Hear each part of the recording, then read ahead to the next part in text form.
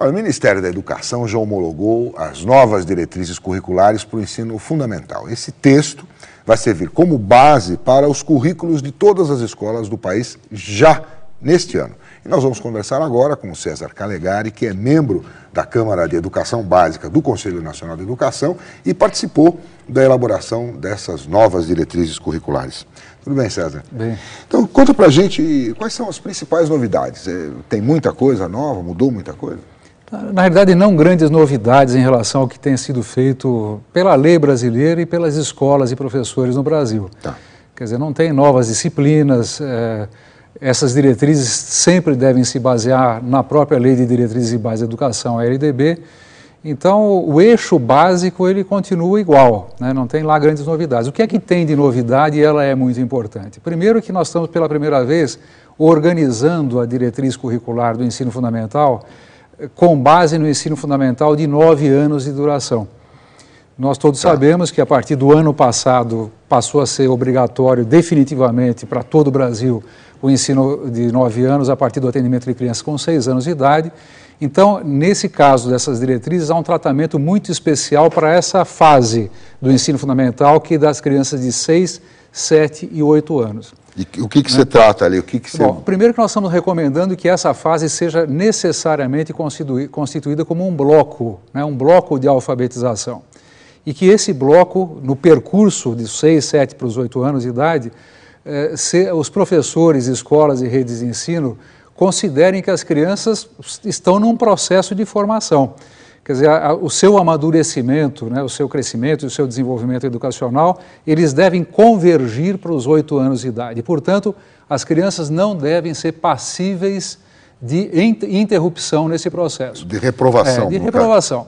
Nós não estamos falando, nesse caso, de defendendo pura e simplesmente a aprovação automática, que já tem sido muito combatida no país inteiro. O que nós estamos dizendo com clareza é que é direito da criança, aos 8 anos de idade, ter o seu letramento e a sua alfabetização. E, portanto, é um dever das escolas, dos professores, das famílias, das redes de sistemas de ensino providenciarem todas as condições para que ela esteja plenamente alfabetizada aos 8 anos. Então, isso em alguns lugares pode parecer, bom, isso não é novidade, mas para o Brasil isso é uma grande novidade. Para que se tenha uma ideia, no ano passado, né, nós tivemos cerca de 60 mil crianças com 6 anos de idade que foram reprovadas no primeiro ano do ensino fundamental. 6 anos.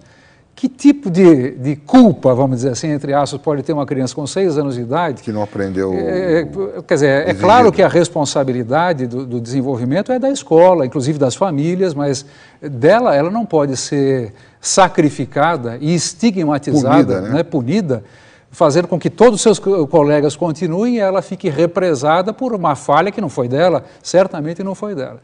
Então, essa é uma das novidades organizacionais que estão sendo estabelecidas por essas novas diretrizes. Mesmo as escolas que organizam o seu currículo num processo anualizado, né, portanto, por séries anuais, mesmo essas escolas devem tratar esses 3 primeiros anos como um bloco único e que se assegure ao final dele um processo de efetiva alfabetização e letramento. Claro que atrás disso tem um conjunto de outras providências recomendadas, como, por exemplo, sistemas de avaliação.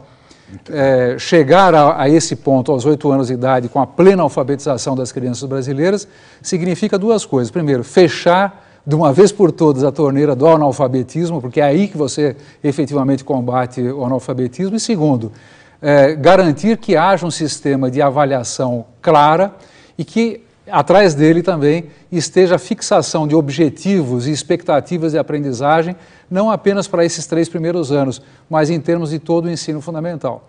Então, são novidades que em termos de país, no nosso modo de entender, vão permitir orientar o trabalho de todos os professores brasileiros, os gestores de escolas, os responsáveis por redes e sistemas de ensino. Portanto, a primeira coisa que eu gostaria de dizer é que eu acredito que é um bom começo do ano letivo que se avizinha agora, né, está começando, é a leitura por parte dos professores, dos gestores de escola, nos seus programas de formação continuada, do parecer número 11 e da resolução número 7, né, que é inclusive de minha autoria, as duas coisas, mas isso foi precedido por um imenso debate no Brasil, audiências públicas e tal, parecer número 11 e resolução número 7, que fixam, portanto, as novas diretrizes curriculares nacionais do ensino fundamental com 9 anos de duração. Com 9 anos de duração.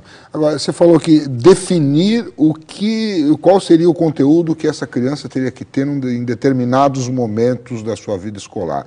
Isso existe alguma... Já temos isso, o país já tem isso. Quando o cara faz 8 anos, ele tem que saber o quê? Bom, ler, escrever, quais contas fazer, que conhecimento já... Tem isso? Existe? Em alguns lugares, sim. Em São Paulo, por exemplo, nós temos avançado muito nessa direção. A própria ideia do ciclo, né, já é uma conquista do Estado de São Paulo há mais de 20 anos, sim, que foi instituído antes o ciclo básico, né, hoje você tem um sistema de ciclos.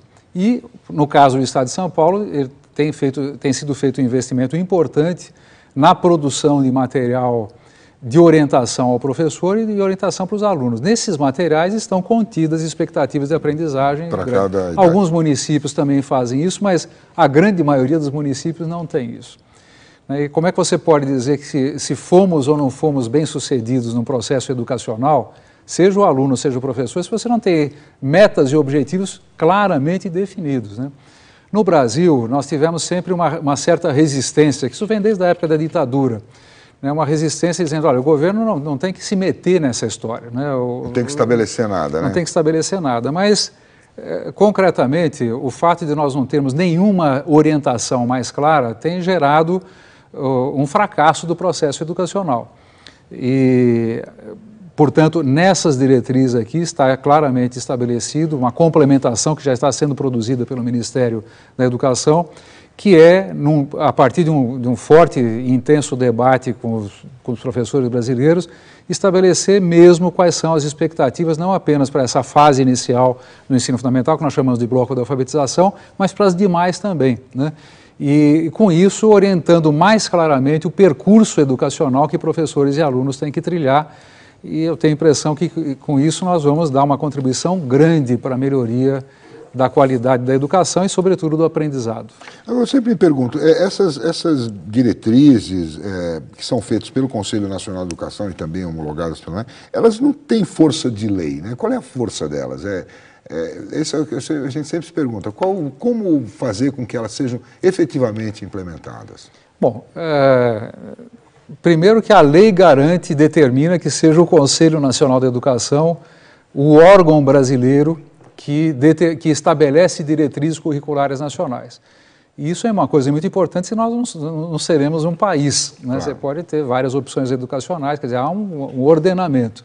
E a quem cabe fazer isso? É ao Conselho Nacional de Educação. Portanto, as diretrizes nacionais, elas têm sim um caráter mandatório, mas ao mesmo tempo a lei brasileira assegura que as escolas, as redes e os sistemas de ensino tenham autonomia para ler, interpretar e, de acordo com as suas características e possibilidades, produzir as suas propostas curriculares a partir dessas diretrizes. Então, ela é mandatória como... enfraquece.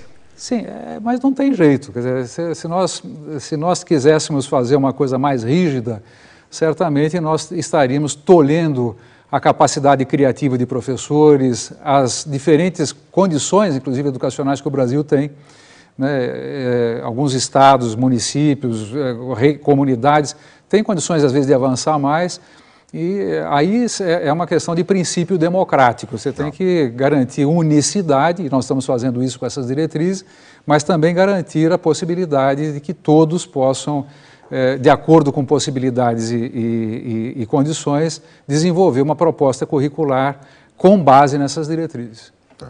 E com relação a novas matérias? Tem aí todo mundo querendo colocar matérias para os nossos alunos, né? No Congresso Nacional tem vários projetos disso. Mas tem algumas que já foram aprovadas, tipo música, tipo espanhol. Como é que fica isso? Nós estamos dando o tratamento adequado para todas essas novidades trazidas pela lei, né? Deixando isso com muita clareza para que escolas, sistemas, redes e os próprios professores saibam dar a organização. No caso, para dar o exemplo, o espanhol. Nós sabemos que no ensino fundamental nos anos finais, é obrigatória a oferta o currículo tem que ter uma língua estrangeira. O espanhol pode ser uma dessas línguas, precisa ser o inglês, pode ser o espanhol, é uma possibilidade, está definido isso nessas diretrizes. A música está bem aí caracterizada, a música não é uma disciplina, ela é uma área de tratamento dentro do componente curricular arte, né, que essa sim é obrigatória. Então, você não pode dizer que todas as escolas têm que ter música. Quando se trata o componente curricular arte, seja na forma de uma disciplina, seja em termos de um bloco de conhecimento, a música tem que ser trabalhada também. E isso está dito, é uma orientação clara aos professores. Então não dá para dizer que música é uma disciplina obrigatória, não é uma disciplina? Como disciplina, não. É uma área... Uma atividade, uma área. É um conhecimento, né, que... Não se trata no ensino fundamental, evidentemente, de você formar músicos, né? Você tem que tratar a linguagem musical como forma de expressão e até como forma de conhecimento, mas dentro do componente curricular arte, e aí ela vai interagir com outras formas de expressão corporal, enfim, das várias formas de expressão artística. Tá certo. Bom, o que mais? Mais alguma coisa ou se resume isso? Tem algum recado do Conselho para os nossos professores com relação ao currículo? A primeira recomendação é essa, né, de uma leitura atenta dessas diretrizes, porque da maneira como ela foi estabelecida a partir de um longo debate, intenso debate nacional, ela traz boas orientações, não apenas em termos de organização do trabalho, mas também organizando os vários componentes e as várias partes do currículo do ensino fundamental. Nós estamos procurando fazer também uma série de recomendações da ligação do ensino fundamental com a educação infantil e da ligação do ensino fundamental com o ensino médio, para fazer com que isso seja algo muito organizado na elaboração do projeto curricular de cada escola, rede ou sistema de ensino. Uma ênfase muito importante no processo avaliativo, a avaliação nunca como uma forma de ameaça ou de punição, mas uma avaliação diagnóstica que possa orientar corretamente o trabalho do professor, do aluno e até das famílias dos alunos, né? Então, o leitor dessas diretrizes vai perceber a ênfase grande que nós damos em relação a isso, portanto, à avaliação e ao direito à aprendizagem, né? Normalmente se fala, eu acho que no Brasil, até pela nossa história da educação, o ensino fundamental ou a educação obrigatória muitas vezes foi encarado como uma espécie de vamos dizer assim, de ritual de passagem, né? Quer dizer, olha, frequentar a escola é uma passagem necessária. O que nós estamos dizendo aqui, e fazendo eco à manifestação dos educadores brasileiros, é que a aprendizagem é um direito das crianças e dos jovens. E, portanto, sendo um direito subjetivo de cada um, isso evoca e provoca uma resposta obrigatória de todos. Quer dizer, passa a ser, então, um dever do poder público, um dever das escolas, dos professores, garantir que esse direito se realize. Então, nessas diretrizes, tudo isso está se trabalhando, porque nós aí entramos nos detalhes da educação de jovens e adultos, da educação especial, da educação escolar indígena, da educação quilombola, quer dizer, aí nós começamos a traduzir isso na prática. Considero, portanto, que essas diretrizes do ensino fundamental, que se amarram com diretrizes outras que o Conselho Nacional da Educação tem produzido e continuará produzindo, tem muita coisa aí no prelo, eu acho que nós com isso vamos ter, de fato, alguns passos avançados para a melhoria da qualidade da educação no Brasil. César, obrigado pela sua presença aqui na Univesp TV. Eu que agradeço. Até a próxima. Obrigado. A gente faz um intervalo rápido, daqui a pouquinho a gente volta. Até já.